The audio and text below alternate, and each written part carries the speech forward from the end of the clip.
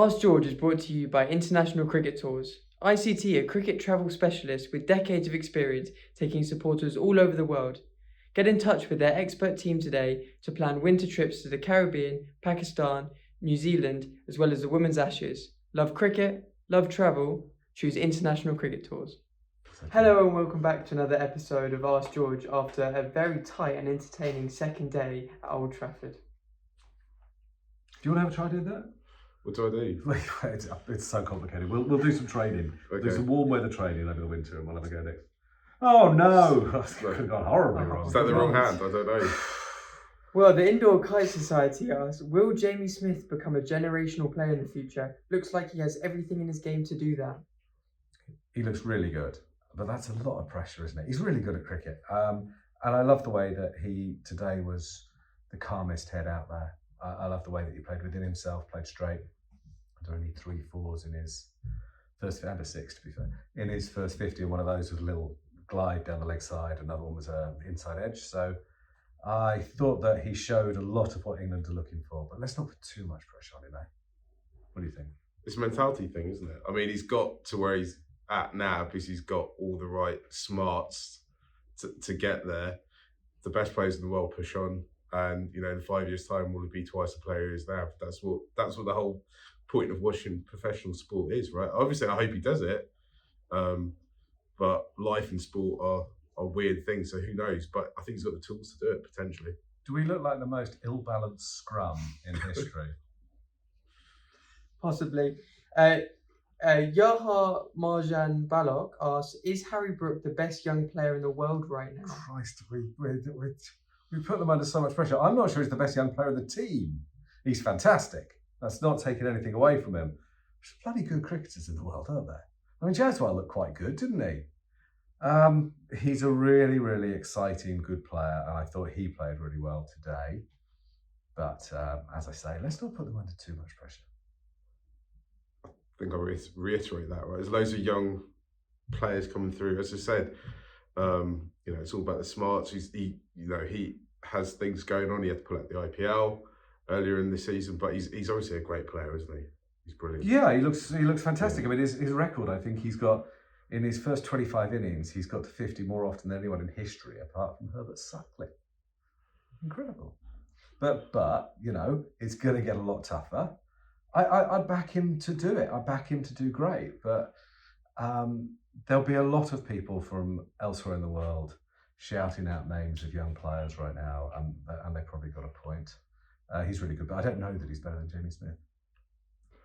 Whether this proves he is or he isn't the best player in the world, there's a really fascinating part of his innings today where they set a 7-2 offside field and he randomly tried to ramp, and then he got all a bit edgy and he was coming down the wicket and he looked really unsure, and then the bowling changed and they moved away from that, but it just looked like he got a little bit restless, and I thought that was a very interesting patch of play. I couldn't agree more, but we did sort of briefly talk about it. I think you're so good that you've highlighted that, because I don't think Smith did that, and I liked that about Smith, but we sort of disagreed.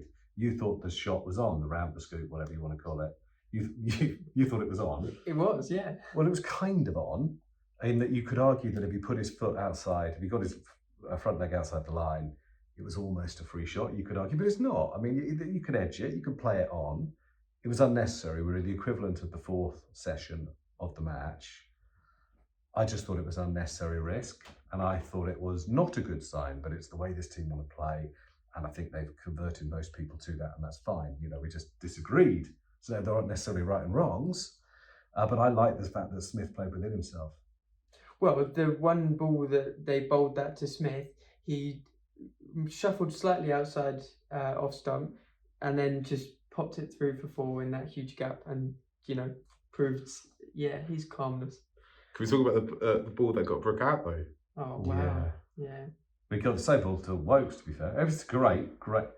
So I've been saying he's a good bowler. Okay, he's a good bowler, but he basically is a bowler that doesn't allow you to take any liberties. A little change of place. He reminds me a little bit of Murali End. Yeah. And he bowl. Yeah, he'll bowl. He just won't let you take liberties. But then he suddenly bowls an absolute peach that would be, you know, it's almost a pleasure to be bowled by it. I guess you can't play back to him. the Sri Lankan players in Sinhalese call him Grandad, which I absolutely love because he takes 2 steps into it and just kind of chucks it down almost like it's a throwdown. It's very economical and very repeatable. He's going to take a lot of wickets. Well, he has. What is it? His 13th test, he must be near 75 wickets. It's incredible. That 4th innings. Looking forward to that. Well, if we get a 4th innings. Jack Rule, and thank you to Jack for his concern, asked us if we made it out of the car park. Yes, we did. Glad to say Well, that's why we're holding on to each other. Yeah, you've got to be careful. I Got to presume support they'll each announce that. They haven't announced that today. They don't care anymore. Given the likely low-scoring innings, are we looking at potential close day 4/5 victory, or even the lesser-spotted draw? I don't think we're looking at a draw, are we? I mean, I don't know how many overs we've had in this match. Not a lot more than 100. We're not far from the 3rd innings. So, no, it's going to have to rain a lot more to get a draw. You don't see many of those anymore. You've got to ask the weather gods, right? I think it's the results are almost in their hands today, right? I keep saying to people, I'm like, it's terrible value paying for a ticket to this because you're barely seeing. How many overs did we get today? It wasn't 50. 40 something, yeah. £100 a ticket they're charging something. Quite uncomfortable outside, to be honest, as well. It's unfortunate. I mean, that's just really, really unfortunate. Hopefully they'll enjoy it. Manchester's one of my favourite cities in the whole world. Genuinely, I think it's brilliant. So lots of other things to enjoy here, but it is a bit disappointing. But in terms of look, I think as well that actually the pitch, it's beginning to keep lower more often from the far end, from the Jimmy Anderson end. I think batting is going to get ever more difficult, to be honest.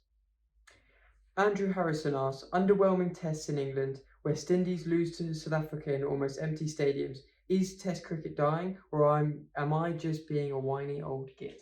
Well, it can be both, of course.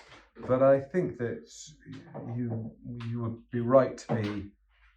I don't think there's any room for complacency. I think it's probably like global warming. If we act now, we can probably change it. But if no coherent analysis can suggest that Test cricket is in a vibrant, healthy state right now.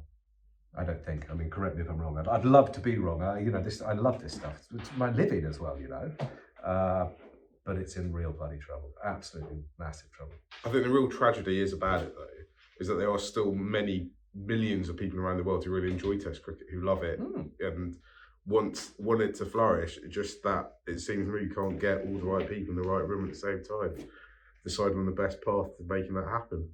There's a lot of short-term financial interest. But the problem is that at the moment in England anyway, Test cricket still pays the bills. And we are compromising the future of that brilliantly lucrative and fun format of the game with short-term decisions. And I think the 100 is going to be one of those crossroads moments in English cricket that's going to be seen as a massive own goal in the future. I still think it's a Brexit moment. There's a bit of an element of boiling the goose, isn't there? You're willing to take the eggs, but you're slowly cooking the goose while it keeps laying these golden eggs. I'm just not sure, and I really hope I'm wrong, how many more 3 Test tours Sri Lanka and West Indies will be making of England. And if that happens, okay, India are coming next year, that'll be lucrative and fun and very high quality, no doubt. You can't keep playing India and Australia and England. Can't just be those guys, can it? They're going to try. I think that's the plan. We're going that way. I think that's in the kind of medium-term plan, right? That, play West Indies or play Sri Lanka once every half a decade, maybe a couple of, a slightly longer series with South Africa because there's a bit of interest, and you can probably sell out a stadium full South Africa, and obviously Pakistan. You can sell out a Pakistan series, but I think it almost feels like they would just, if they could, just prefer keep playing the big 3. But I just think the value of those series will diminish each time. Yeah. Because I don't. Particularly when England go abroad, it's not competitive really. Hasn't been competitive too often for those series to retain any value. I'm afraid, and I don't know the people who bought tickets for the West Indies series whether they'll do it next time. It wasn't very good. There's no point us lying to each other about this stuff. It wasn't very good. I wish it had been. I dearly do, but we've got to speak out and say now that this is going south very fast. I think if that conversation doesn't happen now after this And I don't know what's going to happen with the Sri Lanka series. Sri Lanka could get a positive result out of this series, but what they need to look at is why isn't there more public interest in these series? Why are people not more confident about this Sri Lanka team? What will the Sri Lanka test side look in another 8 years' time when most of these players have retired or, won't be playing red ball cricket? Why is it with the West Indies and Sri Lanka, they're still producing great players? That hasn't stopped. That talent pipeline from both those nations has continued. But the problem is they're playing white ball cricket, right? Why, some of Sri Lanka's best young players at the moment will never play red ball cricket. Hasaranga won't play any more red ball cricket. Pathman Nissanka just about manages to. Asalanka won't play. Some of West bowlers, Indies. yeah. Sorry, I shouldn't have interrupted. Sorry. No, I was going to say, every IPL team wants a Sri Lankan bowler. None of those bowlers are considering playing red ball cricket. Why is that? We need to get to a situation where it becomes so something so viable and so feasible that we get all our best players back in the world playing this format. We've had 3 generations, I would argue anyway, of Barbadian cricketers in a row with their best players chosen to play for England. And by that I mean Chris Jordan. I mean, you could argue he's the same generation as Jofra, but he's a few years older. Obviously Jofra Archer and then Jacob Bethel. You've probably got an age spread there of a bit, almost 20 years, 18 years I think. And they're choosing to play for England instead of West Indies or Barbados in particular. I mean, just Barbados, a small island that produces all that talent still. But it's coming here and you can't blame them. You can't really blame anyone. But we do need to have an honest conversation about it. And I'm afraid that getting all the normal people, as the MCC did, all the people who rule world cricket talking about what would they do if they ruled world cricket, isn't going to change anything. You've got to get different voices in there. Danny asks, if Bazball is reigniting the English love for Test cricket, as we are told, why are broadcasters not bidding for the rights to England's next Test series? Okay, so there's a story to put some perspective to this, that broadcasters aren't interested in buying the rights to show the Pakistan tour in England. I don't know that story is going to prove to be accurate, because I suspect that, Sky have said they're not interested, so TNT are just sitting back and going, don't have to do anything, do we? The price will come down. But I don't know. I mean, again, there's no room for complacency, and let's see. I just don't want to overhype what's going on. I think, again, you raise a good point. Just that all the stuff about saving Test cricket and stuff, I don't know, I kind of think they wish they hadn't said that now. And you've seen a reaction today. You've seen Brook up to a point, and Smith in particular, bat very sensibly, bat very traditionally, bat, I don't know, people would have thought would have done.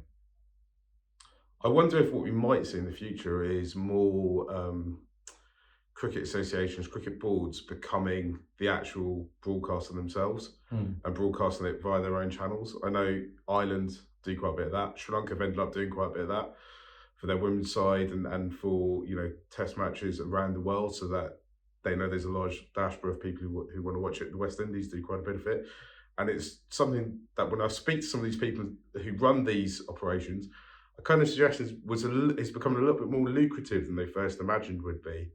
But not as lucrative as selling to a big company, do all the work for you and take the risk for you. I mean, I don't think Ireland are making a lot of money from.